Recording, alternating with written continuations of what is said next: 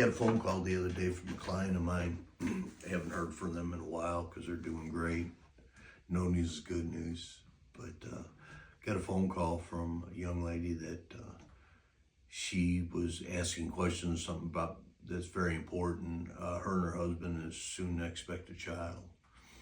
And she was curious on how to, she has 2 dogs, on how to introduce the baby, to the dogs. And that we still had 3 more months before she's child's expected to be born. So that's good. She asked in timely. She asked me, gave us plenty of time to work on some things that are important to work on. And so here was my advice to her. First things first is create the relationship of smell of baby and calm, submissive behavior. Okay, how I suggest she do that is to go get some bath towels, some hand towels, whatever the case might be, some baby's onesies, and put baby powder on them. And toss them here and there. And anytime that the dog starts getting curious about that smell, that she settles her dog down. Hey, leave it, back up, sit. When the dog submits, okay, yes, good. Take the smell, let them smell it, because you don't want it to be something don't come near it. It's off limits. No, you don't want to make it like that. But you do want the dog to understand that calm, submissive mindset is what's expected when that smell is nearby. So you can, rub the dog down, good dog. All right, free. Let the dog go about his business. A little while later, throw the onesie over there with the powder on it, and right next to the dog. And if the dog scampers, no, come here, down. When the dog submits and goes calm, yes, there you go. Pick it up, toss it, and the dog lays there, yes. We don't want to make that smell scary. We don't want to make it a bad thing. We want it to be imprinted in that animal's mind, and when that smell is close, you get very calm and very relaxed. Stops the baby from getting stomped on or scratched or muzzle punched or things like that could cause lifelong issues between their relationship. Another thing I suggested to them, they started working on the baby's bedroom. They have what used to be a home office, but now it's converted over to the child's room and such. That I told them, I said, make that room off limits. If that dog isn't invited into that room by either her or her husband, that dog is not welcome in there. Teach it boundaries. Walk it to the door, tell it to sit, stay, walk inside the room. If the dog starts coming inside the room, no, back it up. Sit, stay. When the dog submits, go out, yes, good, stay. Turn around, walk back inside the door, and if the dog falls in, no, back up. Make it to where that dog knows that it is not welcome in that room, period. Then we start giving some liberties, some little bit of availability to it, but only when it's called. You know this when you go, come here, and the dog goes, no way, man, no, that's entrapment. Then you can put the dog on a leash or just take the dog, come on, come in here. And when the dog comes in there, watch the dog. If the dog's calm and curious but calm, yes, good. But the dog comes in there and goes, oh, what's this, what's that? Correct the dog. Because that smell's associated with that room, that means calm. Doesn't matter where that smell is, that smell means cool your jets. So the dog's not welcome in the baby's room unless they're invited in, period.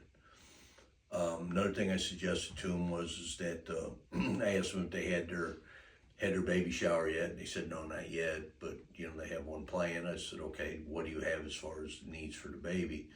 And they have a high chair, and they have one of those little roll around cart deals that the kid with the tray on and that. I said, awesome. So what I suggest they do is set up the high chair and take some stuff, food, put it on the tray. That dog is not to go anywhere near that high chair when there's food present. And that because we want the dog to understand that there's respect given to that child like it is everybody else in the family when there's food present. Don't go near it. You're not welcome to it, unless it's given to you whenever it is, whoever it is eating is finished with it. If there's any left over, then you're welcome. But until then, no, you're not welcome to it. Stay away from it. The same thing with the little roll around thing. I told them, put some good smelling Braunschweiger, whatnot on the tray. And every time the dog goes, no, back up, leave it. Wait for the dog to submit. Yes, leave it. Simple. Yes and no. And then once the dog gets acclimated to giving that thing space and treating it with respect, then what we do is we start preparing it for the impulse of when a child moves in it. If the dog's anywhere near, walk by there and just kind of push it with your foot. And dogs at first going to go, whoa, that was scary. Come here, silly. Settle down. Here, look. See? It's not the boogeyman. It's not going to get you. See? It's okay. Relax. Come here. Good. Push the thing. Little buggy cart, whatever you call it. I don't know. Been forever. Push it. Dog doesn't freak out. Yeah, there you go. See, you're okay.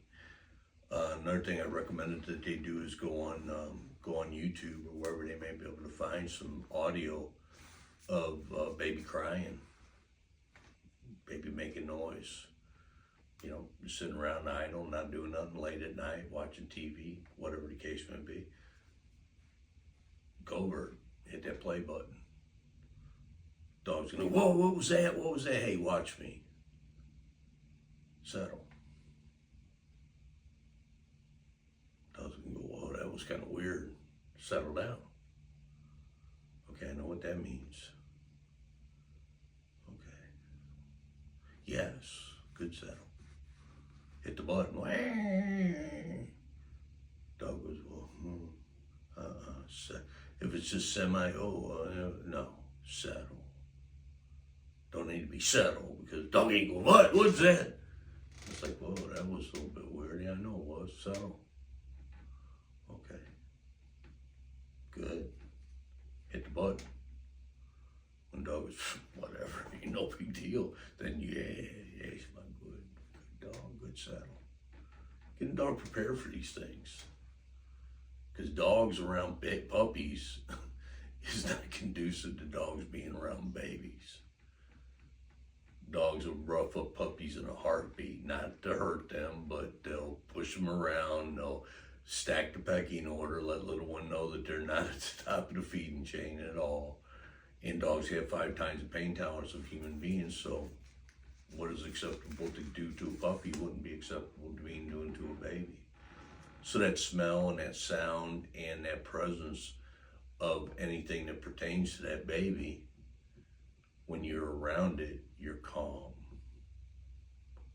You're calm, relaxed, submissive. And then baby don't get hurt.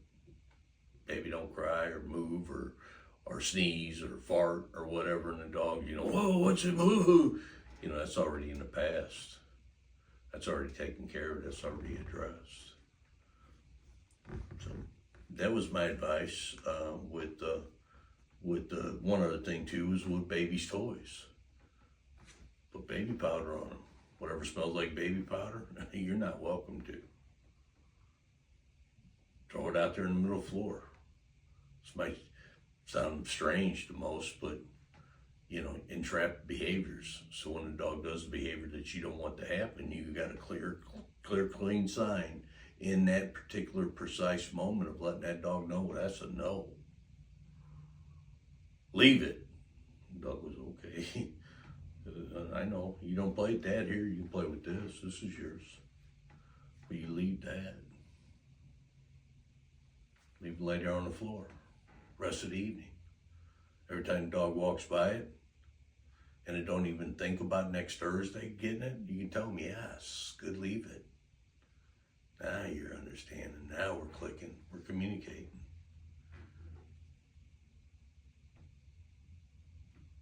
dogs need to understand, and we need to teach them. And without saying no, without setting up situations that we don't want happening, for the dog to actually do it, so we can tell them right at that particular moment, right in the moment of then, that that's a no. Dogs don't know any better. Dogs don't know any better. I mean, as you make a right-hand turn on red, it's pretty common, but there's a big sign there that says no right-hand turn on red. You make the right-hand turn on red, you're gonna get a ticket. You know, you gotta know these things. You gotta be aware of these things. So when you're aware of them, you start asking questions. What can I do to prevent these tickets from happening? What can I do to prevent these children from getting scratched or knocked over or jumped on? Once you know it's a possibility and accept that these things can happen, and you accept the fact that it is okay to teach a dog the differences between yes and no, once you accept that, that solves a lot of problems that are continuously happening, that are finding these dogs being rehomed over and over and over again till ending their life in a short period of time, much shorter than what was intended for them to be here with us. All I'm teaching is about what makes sense. That information I shared with this young couple a few days ago, I've shared with quite a few of my clients. I've worked with, well, there's some cases third generation quite isn't old enough to have children yet, but second generation was. That's why there's a third. And I've worked with quite a few people bringing kids home for the first time, and it seemed to be a common question. So I thought it'd be a great opportunity to take a few minutes today to share that overview of it. There's details involved that, if it's needed and you'd like more information about certain things, or if you have certain scenarios you want to put out, so I can help you design a game plan that's going to be successful under those individual scenarios, comment, ask. I don't know unless I'm asked. If I'm asked, I'll be more than happy to provide the answers. And that's about all I got for now. If there's any ideas you have, anything that anybody would like to know more about dog behavior and how we can help these animals live more peacefully in our world and be a stronger, more consistent part of our family, please share your ideas. I'll be more than happy to. If I don't know, ask somebody that does. If they don't know, then that person and myself is going to learn something new together. So don't hesitate to ask. What we're here to do is help. Thanks for joining. Appreciate you coming at you from Camp Good Dog here with That Makes Sense Dog Training Podcast.